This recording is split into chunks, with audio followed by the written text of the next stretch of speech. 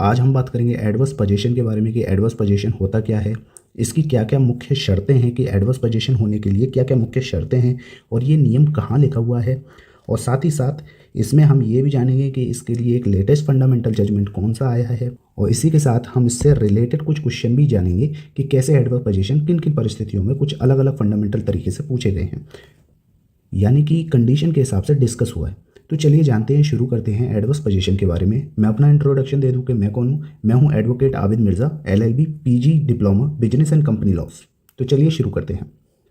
तो सबसे पहले हम जानते हैं कि एडवर्स पोजीशन है क्या। तो एडवर्स पोजीशन का मतलब होता है कि कब्जा करके मालिक बन जाना। ठीक है, ये एक लीगल कॉन्सेप्ट है जिसमें अगर कोई व्यक्ति किसी दूसरे की ज़मीन या संपत्ति पर लगातार या फिर बिना किसी रुकावट के खुले तौर पर बिना मालिक की इजाज़त के एक निर्धारित समय तक रहता है तो वो उस ज़मीन का मालिक बन सकता है। ओके, ठीक है दोस्तों, तो ये गई आपकी डेफिनेशन।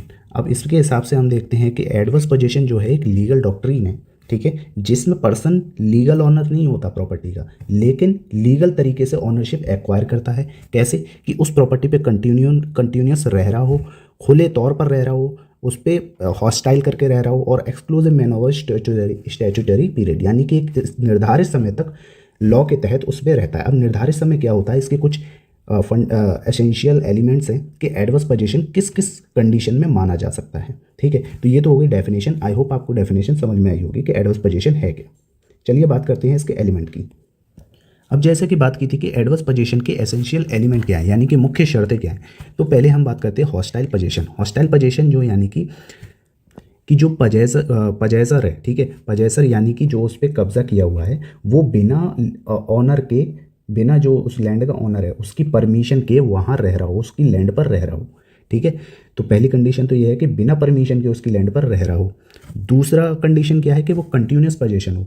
अब दोस्तों कंटिन्यूस पोजीशन क्या होता है कि अगर मैं आपको बताऊं तो एक भारत में 12 साल प्राइवेट प्रॉपर्टी के लिए, ठीक है, यानी कि अगर प्राइवेट प्रॉपर्टी है, प्राइवेट प्रॉपर्टी पर रह रहा है तो कम से कम 12 साल तक, और अगर कोई सरकारी प्रॉपर्टी है उस पर कम से कम 30 साल तक। ठीक है, 30 साल तक या 12 साल तक, अगर प्राइवेट प्रॉपर्टी है तो 12 और सरकारी है तो 30। तो अगर 12 साल तक लगातार वो अगर उस प्रॉपर्टी पर रह रहा है तो उसका कंटिन्यूस पोजीशन उसमें माना जाएगा। तो ये दूसरी कंडीशन होती है कि 12 साल तक वो कम से कम रह रहा हो। दूसरी कंडीशन क्या है कि वो लीगल ऑनर से बिना परमिशन के उस प्रॉपर्टी पर रह रहा हो। ठीक है, और तीसरी क्या है, एक्सक्लूसिव पोजीशन। एक्सक्लूसिव पोजीशन बोले तो एक्सक्लूसिव पोजीशन बोले तो उस प्रॉपर्टी पर वही अकेला रह रहा हो, यानी कि ऐसे नहीं है कि जैसे कि अभी ए और बी है, ए और बी, ए 5 साल ले लिया फिर बी को 5 साल ठहरा दिया, तो ऐसे नहीं, ए को ही पूरे 12 साल तक उस प्रॉपर्टी पर रहना है। ठीक है, चौथी कंडीशन है नोटोरियस पोजीशन या फिर ओपनली उस पर 12 साल रह रहा हो, किसी से छुप छुपा कर ना रह रहा हो। ठीक है, यानी कि खुले तौर पर पब्लिक की निगाहों में आना चाहिए कि ये 12 साल तक यहाँ पर काबिज था। ठीक है, तो ये 4 कंडीशन अगर मानी होंगी, ठीक है, अगर ये 4 कंडीशन होंगी तो हम कहेंगे कि वो जो पजेसर है जो उस पर रह रहा है वही उसका लीगल ऑनर होगा, और इसी को क्या कहेंगे हम, एडवर्स पोजीशन। आई होप आपको पूरी कंडीशन समझ में आ गई होगी। अब ये लॉ हमें दिए कहाँ हैं, किस लॉ के तहत ये चीज़ें निर्धारित की गई हैं, तो चलिए जानते हैं उनके सेक्शन के through.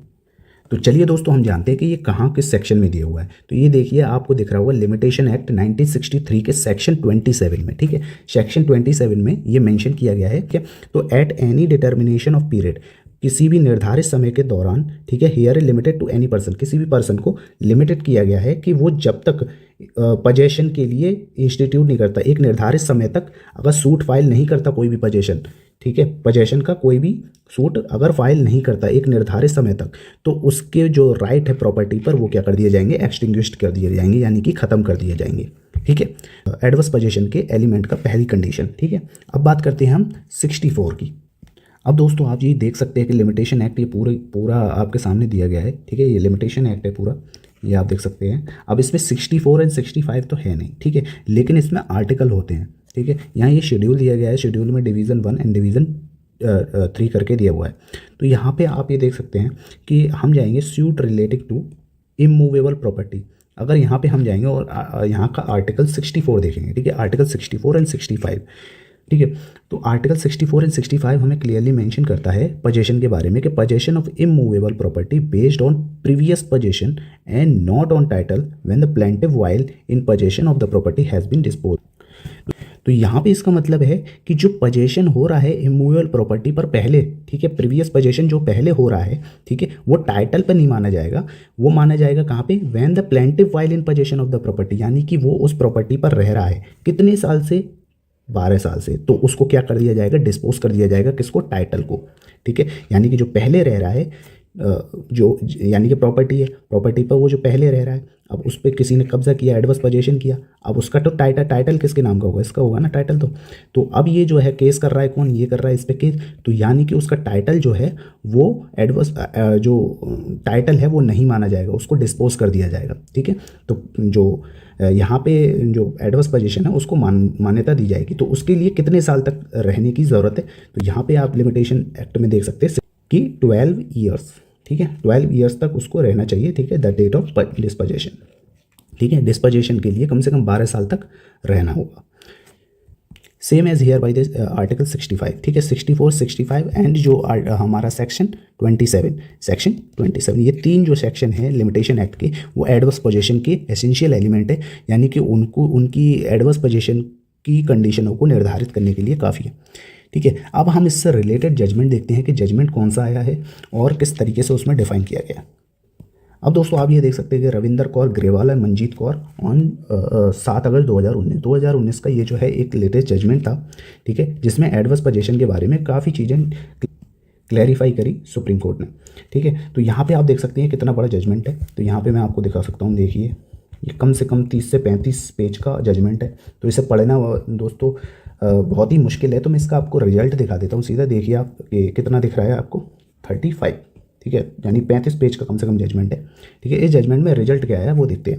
Resultantly we hold the decision of Gurdwara Sahib Gram Panchayat Sathala and decision relating to Uttarakhand and फलाना धमकाना, ठीक है, set to be line down on the law correctly thus hereby overrule. अब यहाँ से पढ़ते हैं हम, एक सेकेंड, हाँ। We hold the plea of acquisition of title by adverse possession can be taken by the plaintiff under Article 65 of the Limitation Act, and there is no bar under Limitation Act 1963 to sue aforesaid basis in the case of infringement of any right of the plaintiff. तो यानी इसका मतलब ये है दोस्तों कि we hold the plea of acquisition of title adverse possession can be taken by the plaintiff, यानी कि हम मानते हैं कि जो एक्विजिशन ऑफ टाइटल है, ठीक है, एडवर्स पोजीशन का, जो कि can be taken by plaintiff under 65 of the limitation act and there is no bar under the limitation act, यानी कि इस एडवर्स पोजीशन को के टाइटल को उन्होंने प्लेयर को होल्ड किया, यानी कि माना, and there is no bar under limitation act and sue aforesaid basis infringement right of the plaintiff, यानी कि आगे की भी केस में ये जो है प्लेंटिफ का राइट होगा under article 65 of the limitation act. तो ये चीज़ जो है इस जजमेंट में दी गई थी, ठीक है, ये एक फंडामेंटल जजमेंट था जिसमें ये चीज़ स्पेसिफाई की गई, किसके द्वारा, ऑनरेबल सुप्रीम कोर्ट द्वारा। तो आई होप आपको दोस्तों ये पूरा एडवर्स पोजीशन के बारे में समझ में आया होगा, एसेंशियल एलिमेंट समझ में आए होंगे, और साथ ही साथ किस सेक्शन के तहत ये जो है एडवर्स पोजीशन मेंशन किए गए हैं, और इससे रिलेटेड जो जजमेंट है वो भी आपको मैंने दिखा दिया। और दोस्तों अगर आपको कोई और मदद चाहिए एडवर्स पोजीशन से रिलेटेड, दोस्तों वीडियो लंबी हो जाएगी, इसीलिए मैं अगली वीडियो एडवर्स पोजीशन से रिलेटेड कंडीशंस के बारे में बताऊंगा। तो चैनल को सब्सक्राइब जरूर कर लीजिएगा, वीडियो को लाइक जरूर कर लीजिएगा। मिलते हैं अगली वीडियो के साथ, तब तक के लिए जय हिंद, जय भारत।